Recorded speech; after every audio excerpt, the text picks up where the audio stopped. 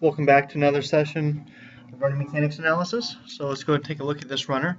We're going to look at this runner before and after. This runner received a 20-minute lecture and 5 minutes worth of hands-on work in between this first video and the second video. In this first video, we're going to see this runner doing a lot of the typical things that we see runners doing. We'll start right off the bat. We'll notice that her body starts to twist. She leaves this foot on the ground. We can actually use this rail here and watch her shirt line and watch how much vertical height she gains as she's pushing off this rear leg. Let's count. It takes her 1, 2, 3, 4, 5, 6 to really get the foot off the ground here. And she's heel striking out in front quite a bit. What we see is a slight bend right now. If we go back, what we'll see is that this runner, like a lot of runners, is waiting until she has set this front foot up to heel strike so she feels safe, and then she's going to bend her rear leg and come down way out in front.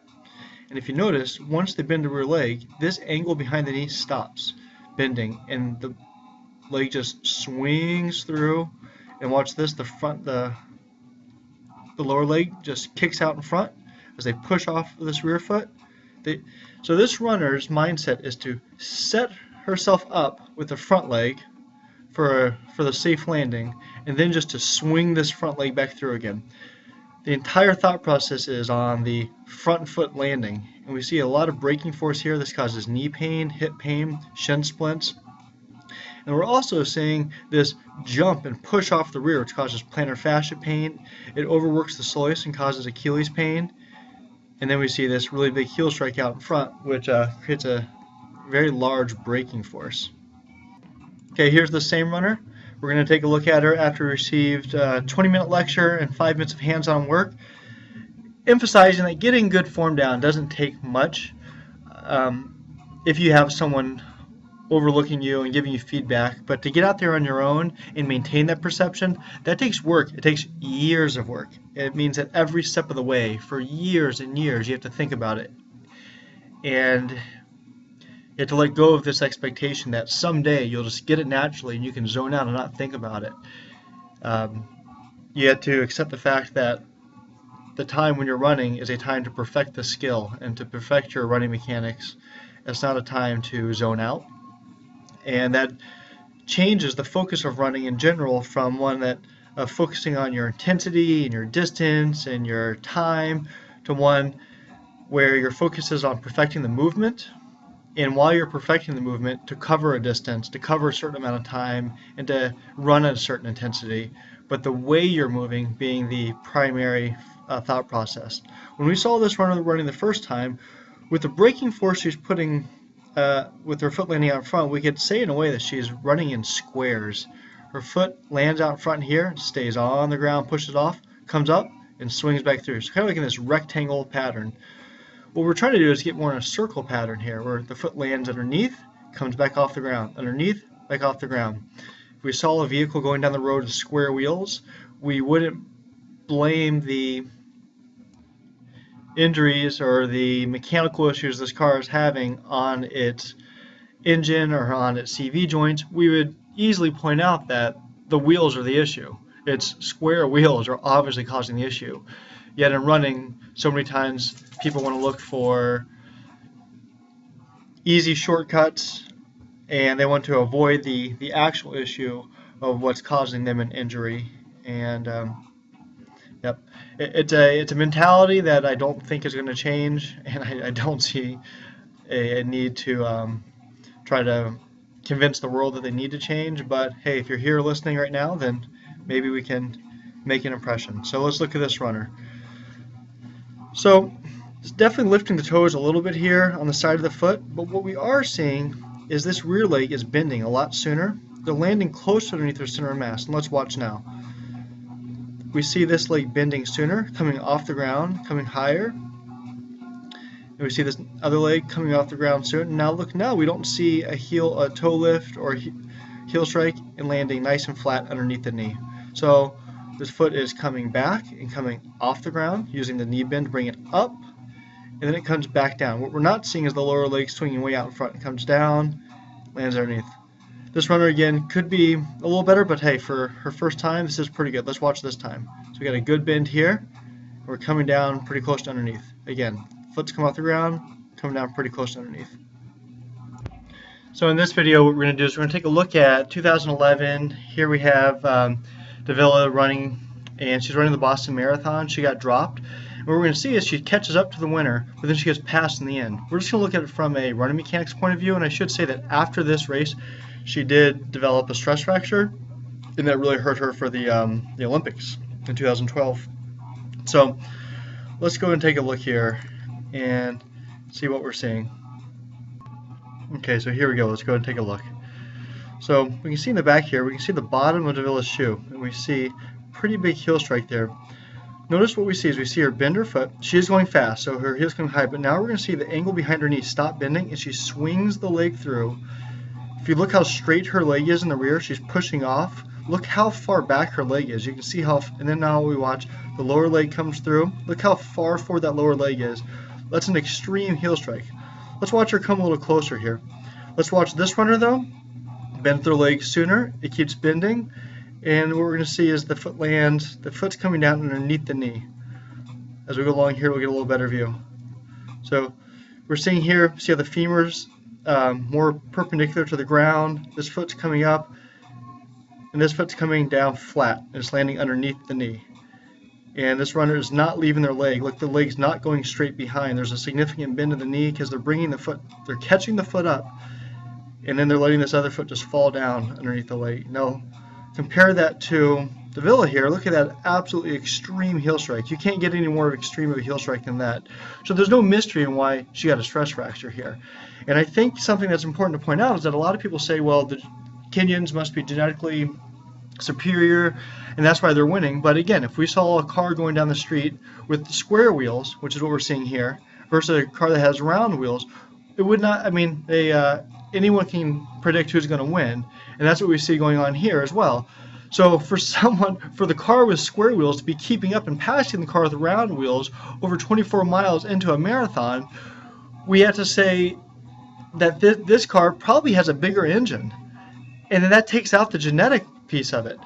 And the running mechanics here are not genetic. They're due to the athlete having run with better form for a longer period of time in their life. Look, this runner's coming down flat underneath. All their weight comes down underneath the knee. There's no heel strike there. The rear leg does not get left far behind. Look how straight Davila's leg is. Let's count the frames. So here's this runner's foot underneath their knee. Takes them 1, 2, 3. 3 frames, the foot's off the ground. Let's go to Davila. Takes 1, 2, 3. The leg is completely straight, still on the ground, and then 4. And look at this. This leg is absolutely as straight behind as it can possibly go. It's been straight now for 1, 2, actually it's 1, 2, 3 frames. The leg is completely straight. Whereas this runner, the leg never goes completely straight. It's coming off the ground. Let's watch this leg. You'll see a little better. So the foot comes, there you go. You can see how the leg just starts bending right away, and this foot's coming down right underneath. Whereas Davila is heel striking insanely out in front. If we watch here, we'll see Davila go out in front with a sizable lead, but then we see the Kenyan pass her again, and Davila loses this race. Can we say it's strictly because of form? No, but we can definitely look now. Davila is leaning back, heel striking way out in front, and it can't be helping her, that's for sure. Here's a great view of this runner. We can see a good bend here. Look, the leg never went completely straight. It's coming off the ground, it's bending, and this leg's coming down underneath. If we look here, the leg starts bending right away and comes underneath. So I think this is a good image. You can see the foot comes off the ground, and 1, 2, 3. 3 frames, this leg is bent, and it keeps bending more. And this foot's coming down flat underneath the body. Okay, now we're going to take a look at Kara Goucher, another phenomenal runner with amazing talent, but she just had a sacral stress fracture. And let's look here, and we'll see right off the bat that she consistently reaches her lower leg out in front and has a massive heel strike. Look at this. Not only does she swing it forward, in this next frame she kicks the toes up even higher. An extreme heel strike. This is what causes the stress fractures these runners are suffering from. Look how far back this leg is. And this knee is going to stop bending, and she's going to swing it through. She's swinging it through, reaching the lower leg out in front. That means that Davila and Kara Goucher are not running with any better mechanics than this amateur runner who is swinging their foot out in front, leaving this leg behind, barely bending it, and swinging it through. We're seeing the same type of mechanics here. So we'll go back to this runner here and take a look. This is this runner running with better mechanics. And let's take a look. We see a bend sooner, very similar to what we saw with that Elite Kenyan at the end of the marathon, and we see their foot coming down underneath their knee. Very similar to that Elite Kenyan. This isn't, a mystery. This isn't incredibly difficult to implement. Again, this runner received a 20-minute lecture and 5 minutes hands-on work, and now they changed their form to look like that Elite Kenyan. And these run mechanics carry over from any distance. We can pull up videos of Usain Bolt like we have in the past. Right now we'll pull up a video of Haile Gebrselassie here. And we look out in front, we have Craig Mottram, and what's he doing? Swinging his lower leg out in front. He's not heel striking as bad as Kara Goucher, but he's still significantly out in front. We're taking a look at Haile Gebrselassie. He's landing underneath his hips. We see this leg bending soon, and his foot's coming down underneath his hips. So this foot's coming down while this rear leg comes right off the ground in really good timing. Where Mottram kicks his lower leg out in front, Haile Gebrselassie lets his foot just come down underneath his knees. Where Mottram lands, here we go, heel strike landing out in front of the knee. So we'll go back one more time to Kara Goucher, and we see this gigantic heel strike out in front. She swings her leg through. And so as we said, we can come back a couple more frames here. We can see she kicks this lower leg out in front and heel strikes. Swings through, kicks lower leg out in front, and heel strikes. Alright, let's go and take a look at a user-submitted video here. And let's start off with mid-stance position. So it takes 1, 2, 3, 4 frames to get the foot off the ground. We have a really good bend here. It could have come off the ground a little bit sooner, but it is looking good. I think that foot coming off the ground a little bit late is leading to this. See how far back this foot is? And now it's having to swing through a little bit. I think this foot is completely straight pushing off. So we need to go and fix that. Let's go and take a look at the next stride. And we're just a little bit late coming up behind. We can see the foot turning to the side before it lands. So it's just lagging a little bit. Let's count how many frames it takes to get from one mid stance to the next. Elite runners are in the 7 frame range. So it takes 1, 2, 3, 4, 5, 6, 7, 8, 9. We'll say 8 or 9, somewhere in there. I started, so it's debatable, somewhere right in there. So I say like this runner is adding on a frame by the foot. Look at this leg going completely straight and then bending. And you see how far back this foot is? Let's remind ourselves that what we're really aiming for is for this foot to come up underneath the hips at a diagonal angle. And so let's watch here, and we can see this leg come straight up. Let's watch it again. So the foot's on the ground, and we pull it. We're retracting it, pulling it right underneath using our glutes and our hamstrings. So we come down and we pull straight up. What we saw with this past runner is we saw the foot come up behind like this, and then it has to swing through. Where we want to just bring it in that retraction motion straight up. All right, let's go and take here another swing a little later. So we can see that what I'm seeing here is that right here everything is okay. But then we're going to see the front foot reach a little bit. You see how the toes just came up? And now look how far back this leg is. The reason is that most runners oftentimes try to make it feel easy while they're running. You have to do work on the rear side of the running. You have to get this foot up, and that's going to feel like more work, but it's going to save you work in the front end, because right now when this runner reaches their foot out, that's creating a braking force, and that's going to add up. That's going to lead to injuries, and it's going to actually slow the runner down. So you have to do the work in the back end. It's going to take more metabolic energy to bring this foot up in that diagonal retracting motion that I just showed earlier versus taking your time bringing it off the ground and then swinging it through as this runner just did. We're coming through and we're swinging it through. The foot landing position's okay, but we can see here this leg is relatively straight and we're kicking the lower leg out in front some. And we're just adding time on. We should be getting from this mid stance to the next mid stance sooner. And we're adding motion on in the front by reaching out a little bit, and we're adding time on in the back by leaving this leg too far behind. So let's make it more compact. Pretend you have a wall behind you and in front of you, and you're pulling the leg up underneath, and you're making this leg drop back down directly underneath. It's going to feel awkward to have the front leg drop down underneath so quickly, but that's what you want to do. You want to force it down, because when the foot is out in front, this is a braking force. When it's underneath, now your body can pivot and fulcrum over this foot. Okay, here's the same runner, so we'll go through this quickly. Here's mid stance. And what we're seeing is you can actually see an active push, you watch she's extending out of her calf. Versus at this point, she should be lifting the foot up, retracting underneath the hip. She's extending it back, pushing some off this foot, bending. You can see how this calf out is swinging out front, turning the foot to the side some, and then swinging this leg through, pushing some with it. Not as bad, but still leveraging off this rear foot, reaching out in front, lifting the toes up to the side some, and then swinging this leg through. So it's halfway there, but it's not fully there. We need to be more compact. We need to bring this foot up underneath and force it right back down again.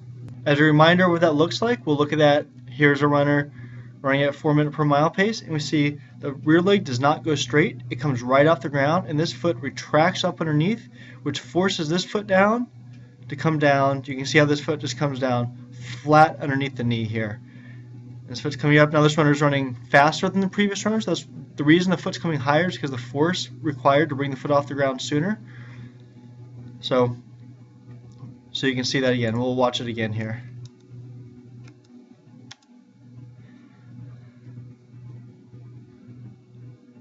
And one more time.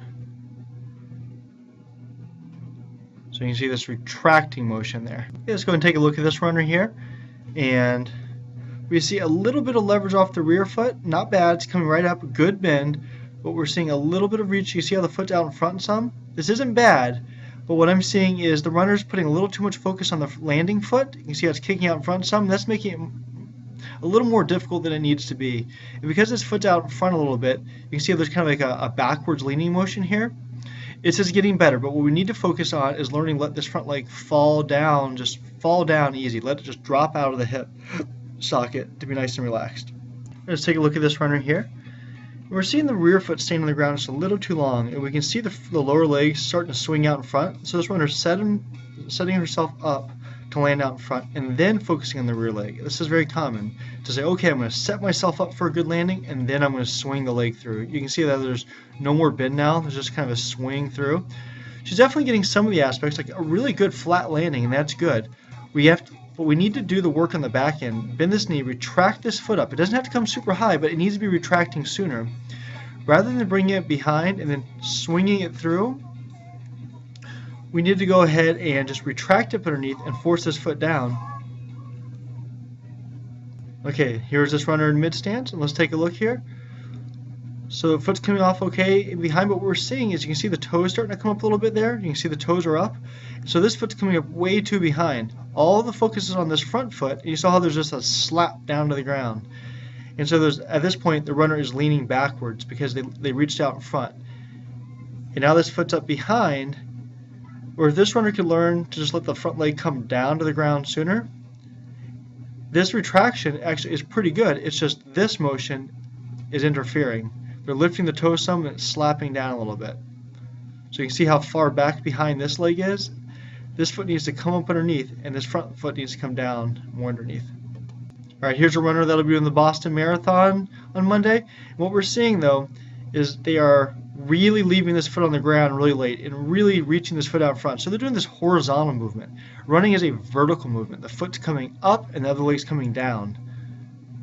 You can see how it's he's just swinging through. He's swinging this leg through, leveraging off this foot, and reaching out in front with this foot. And now swinging back through. And you see how this runner's thinking about the front foot landing before he does anything with the rear leg. That's very similar to what we saw with that first amateur runner. Okay, one more time through here. This time's a little bit better. So he's focusing, he's getting this rear foot off the ground sooner, as you can see, and this foot's coming down sooner. So that's an improvement. This leg's on the ground a little too long, but you can see he's actually focusing on the bend, and that is causing this foot to land sooner and flatter underneath. It's an equal and opposite reaction. You do the work on the back end, and your brain can't think about the front leg as much, and it just comes down underneath. This is good. That's great. If he does that for Boston, he's all set. Okay, this runner's also looking a little better. Foot's coming off the ground sooner. That's forcing this foot down more. Watch when she comes down, she's no longer doing the backward lean. Let's watch again. Really good timing with this rear leg. Femur is perpendicular to the ground. This foot's coming up, and this foot comes down, right up underneath. That's great. Really good improvement there. Same thing here. We can see the toes up a little bit here. She needs to fix that. No toes up. But other than that, that was a really good improvement. Okay, this runner's starting off. We can see their foot's out in front a little bit. Toes up some, coming down. So you can just see this is a little bit of a reach. He's focusing on trying to bring it up more. But what you can see him doing here is he actually does a push and a leap and then a retraction. He's not focusing on this foot as much, but he's still lifting the toes quite a bit. Let the toes just dangle down like they are now and just force the foot straight down like this. You don't need to flatten the foot out before it lands. That's his problem. He's trying to flatten the foot out in the air before it lands. That's adding time onto the front end. And that's making it, because the brain's so focused on thinking about that, it's making it difficult to get the rear foot off the ground in time. So don't worry about getting the foot flat in the air. Leave the toes just hanging down like this and just drive the foot down. It's okay if the toes touch first, but the heel rolls back through on your entire foot. Okay, into our last runner here. So let's take a look. A much better bend. Still a little bit of a swing there. Foot is coming off the ground sooner. This foot's landing more underneath. This runner just needs to work on, here we have a half-hearted bend and then kind of a swing through. But we're getting the concept. It's just don't be scared to bend the knee more. Retract the foot more. It's not going to conserve energy to leave it lower to the ground. Because at this point now you're having to recruit this really small hip flexor muscle to swing the leg through. Alright, thanks guys.